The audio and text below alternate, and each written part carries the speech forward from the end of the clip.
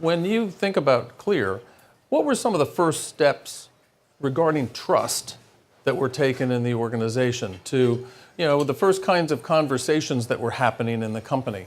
Because, of course, they had to know that trust was going to be central to their business model. It's amazing, and I will be I'll put on my lawyer hat for a second here, so forgive me for that. If the dark suit didn't give it away, it might be pretty evident. But so many people don't think it's important, but the privacy policies and the disclosures, people read those, and people actually have an interest in those considerations, and particularly when they're giving up their personal information, their data, their biometrics. Having a comprehensive and thoughtful approach to those things is very important.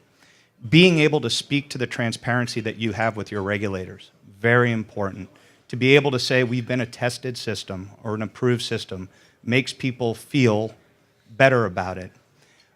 But it's imperfect. And as much as we can talk about the economics, there's a personal risk consideration that every single person goes through. Not trying to be cynical, but realistically, how many of you sitting in this audience today have been the victim of a breach some way, somehow? Be it your personal financial information, be it your government background information. You don't have to raise your hands. I'm not looking for clients, but you all appreciate that, and yet I would also guarantee that subsequent to that breach, you have somehow, some way, put your personal data back into another system, another platform that you have vetted on some levels, but probably not as well as you would vet your own systems as the CIO or the CISO in your own company, which is kind of ironic in the scheme of things.